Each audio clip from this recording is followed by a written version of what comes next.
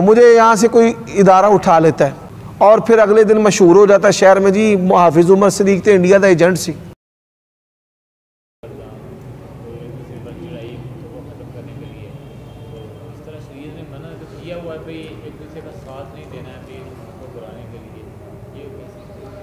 آپ کی بات درست ہے، کسی بھی مسلمان حکومت کو گرانا نہیں چاہیے، جو اس کی آئینی دستوری مدت ہے اس کو پورا کرنا چاہیے، لیکن ہمارے ہاں جو جرنیل ہیں اور اسٹیبلشمنٹ ہے اور عالمی اسٹیبلشمنٹ ہے وہ پاکستان کو کھوکھلا اور کمزور کرنے کے لیے، اس کی معیشت کا بیڑا غرق کرنے کے لیے ایسے کام کرتے ہیں، اور یہ ایک دوسرے پر الزامات لگاتے ہیں۔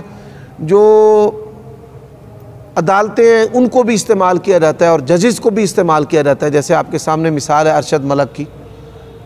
تو یہ ہر دور میں طاقتور ادارے ایک دوسرے کے خلاف ان چیزوں کو استعمال کرتے ہیں۔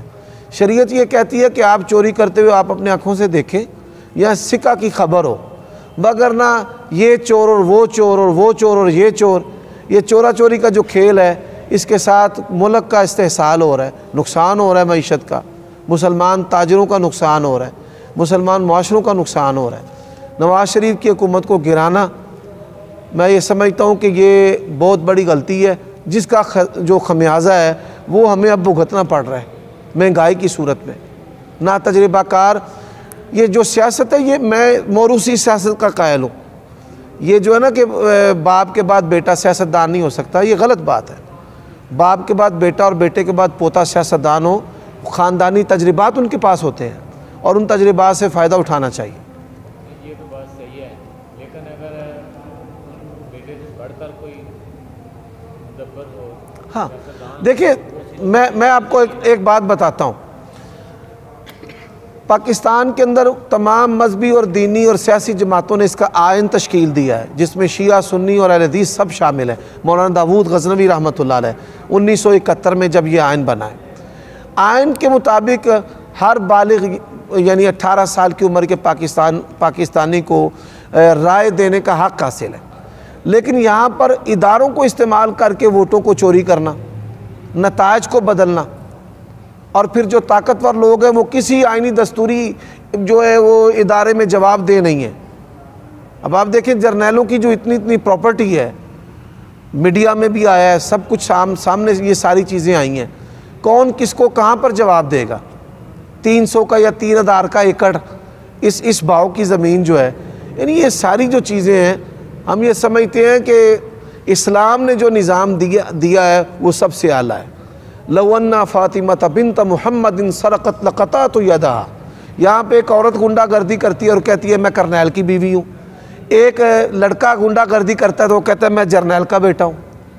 جو ایسے ہیں ان کو دگنی سزا دینی چاہیے، جن کے بچے اور جن کی بیویاں اپنے شوہروں کا، اپنے باپ کا سٹیٹس اپنی غنڈہ گردی کے لیے استعمال کریں۔ وہ یہ کہتے ہیں نا کہ یہ تو مسلسل ہوتا آ رہا ہے، جتنے بھی حکومتیں ہیں یہ آپ دیکھیں نا، پاکستان کے جو عمران خان، دیکھیے عمران خان، اللہ تعالیٰ اس کو ہدایت دے، حاکم کے لیے دعا کرنی چاہیے، اس کی ہدایت کے ساتھ ہماری خیر وابستہ ہے۔ نا تجربہ کار رسول اللہ صلی اللہ علیہ وسلم نے فرمایا اذا وسد الامر الى غیر اہلہ فانتظر الساعہ، جب معاملہ نااہل کے سپرد کر دیا جائے تو قیامت کا انتظار کر۔ عمران خان جو ہے وہ ایک کھلاڑی ہے، کاروباری نہیں ہے، حکومت کا تجربہ نہیں ہے، تو اس کے نا تجربہ کار کے ہاتھ میں لگام دے کر ملک کی نتائج ہم نے دیکھ لی ہیں۔ 100 روپے کلو آلو بک رہا ہے جی، میرے بچے ہیں بچے، میں والدہ کی تیمارداری کے لیے اپنے بچوں کو ساتھ دے کر گیا، تو میرے بچے مجھے بلا کیا کہتے ہیں، بابا یہ ایک بات ہم بولیں؟ میں نے کہا جی بولو۔ کہتے ہیں یہ عمران خان کی جو حکومت ہے نا یہ بڑی ظالمانہ ہے اور بڑی غلط ہے۔ اب ذرا سنیں ان کا انالیسس۔ میں نے کہا کیسے؟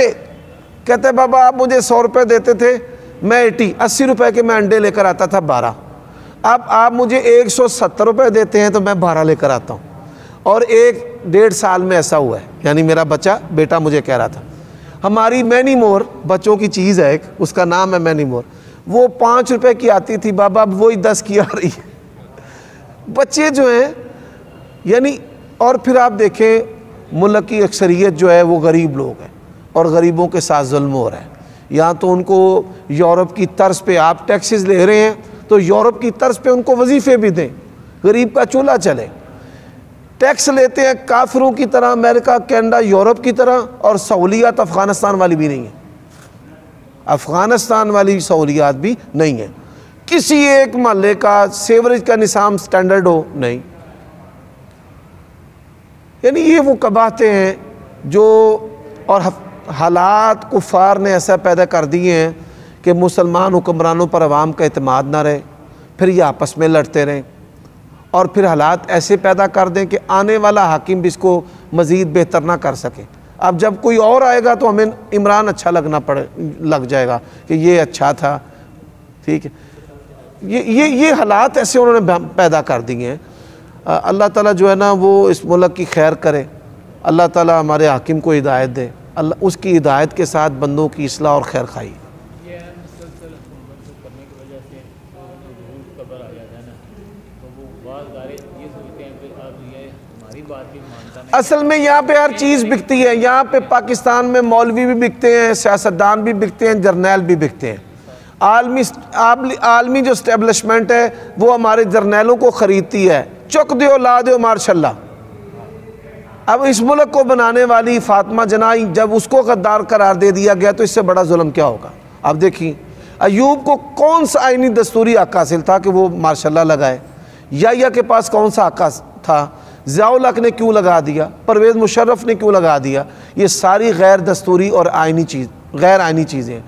پھر یہاں پہ مولوین غیر آئینی حکام کی حمایت کرنا شروع کر دیتے ہیں۔ نبی علیہ السلام نے فرمایا کہ 6 بندوں پہ میں بھی لعنت کرتا ہوں، اللہ بھی لعنت کرتا ہے۔ والمتسلط بالجبروت، جبری طور پہ مسلط ہونے والا۔ اب عمران کو ووٹوں آئینی دستوری طور پہ ہمارے اوپر مسلط نہیں کیا گیا، جبری طور پہ کیا گیا۔ تو فرمایا کہ اللہ اس میں خیر نہیں ہو سکتی، جب بھی جبری حاکم آئے گا خیر نہیں آئے گی۔ یعنی جبری امانت دار جو ہے اس سے میں یہ سمجھتا ہوں سیاسی سول جو لٹیرا ہے وہ قدرے بہتر ہے۔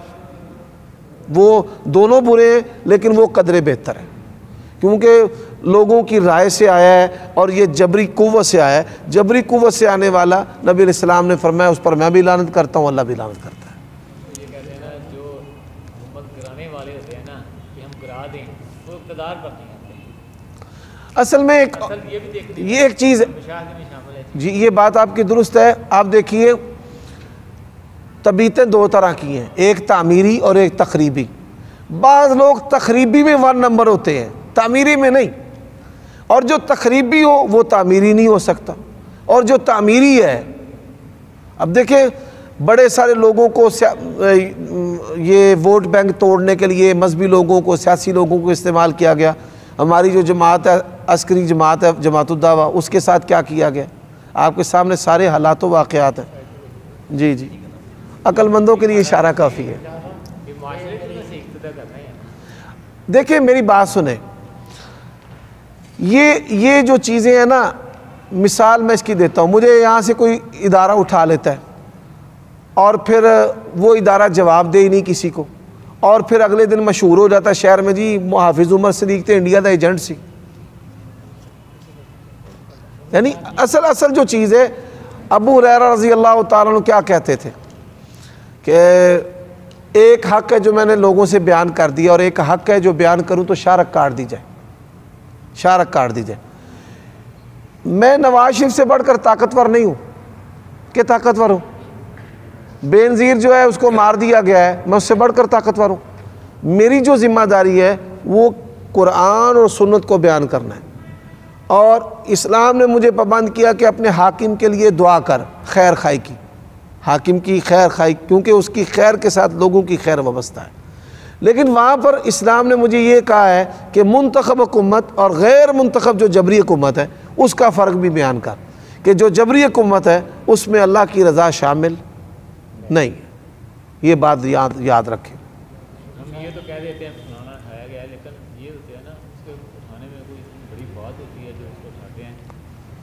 غیر ملکیوں کے اعلیٰ کار ہوتا ہے یا تقریب کاروں کا وہ اعلیٰ، دیکھیں ایک اس کی پوری ریکی کر کے پھر بعد میں اس کو اٹھاتے ہیں، تو اس طرح دیکھیں میں یہ عرض کر اٹھا لیا، لیکن گھر والے کہتے ہیں ہم تو میرا بیٹا تو اس طرح ہے نہیں ہے, نہیں میں ان کو پتہ ہوتا ہے جو دیکھ رہے ہیں. میں آپ کو بتاتا ہوں ایسا نہیں ہوتا. میں آپ کو بتاتا ہوں, ادارے ہمارے جو ادارے ہیں, پولیس آپریشن کرتی ہے اور کئی دفعہ ان کا جو آپریشن ہے غلط ہو جاتا ہے. ایسے بیسیوں واقعات ہیں جس پر سزائیں بھی ہوتی ہیں, عدالت جو ہے ان کو سزائیں دیتی ہیں. ہمارے حساس ادارے بھی اٹھاتے ہیں ملک کی خیر خواہی میں. مسلمان کو خارجی نہیں ہونا چاہیے, مسلمان کو اپنے وطن سے محبت کرنے والا ہونا چاہیے, اور سازشی نہیں ہونا چاہیے, تخریب کاریوں کا اعلیٰ کار بھی نہیں ہونا چاہیے. لیکن یہاں پہ اس معیار پہ نہیں کوئی کسی کو اٹھواتا. یہاں پہ بڑے سارے, مثال کے طور پہ میں نے مرکزی جمعیت کو چھوڑ دیا ہے, اٹھا لو جی. میں نے جماعت الدعوہ کو چھوڑ دیا, اٹھا لو جی. میں نے فلاں جماعت کو چھوڑ دیا, اٹھا لو جی. اور پھر سکریننگ ہوتے ہوئے اس بندے کو نکلتے ہوئے بھی کئی ماہ نہیں کئی سال لگ جاتے ہیں. گوانتانامو بے میں امریکہ نے اٹھائے, جہازوں کے جہاز بھرے, اس سے بڑھ کر کسی کی تحقیقی ایجنسیاں ہیں, ان میں سے کئی لوگوں کو چھوڑا ہے 15 سال بعد 20 سال بعد کہ ان پہ کوئی جرم ثابت نہیں ہو سکا, کوئی چیز ثابت نہیں ہو سکی. تو یہ چیزیں ہیں کہ یہ ادارے, ان پر کوئی وحی نہیں آتی, ان کے عمل میں بھی غلطی ہے. ہاں ایک شخص, نبی علیہ السلام نے فرمایا قاضی جو ہے وہ نیک نیتی اور تحقیق پر فیصلہ کرے, غلط بھی ہوگا تو اللہ اس کو اجر دے گا. ہاں یہ چیز ہے, ٹھیک ہے. حاکم وقت کے خلاف مسلح جدوجہد کا حصہ نہیں ہونا چاہیے, ملک دشمن کا اعلیٰ کار نہیں ہونا چاہیے. اسلام کے بڑے روشن احکام ہیں. مثال کے طور پہ انڈیا میں جو رہنے والے مسلمان ہیں, مسلمان کافروں کے ملک میں رہے یا اپنے ملک میں رہے, ملک کے خلاف یا تو بھائی اسپین فرانس چھوڑ دو, اب وہاں پہ رہتے ہوئے تم تخریب کاریاں کرتے ہو اور پھر امت بدنام ہوتی ہے, یا تو وہاں پہ رہنا چھوڑ دو, تو یا ان کے خلاف مسلح جدوجہد چھوڑ دو. یہ اسلام کے احکام ہے کہ مسلمان نہ کسی کو کافر کہے, نہ خود ہی جج بن کے فیصلہ کر کے کسی کی گردن اتار دے.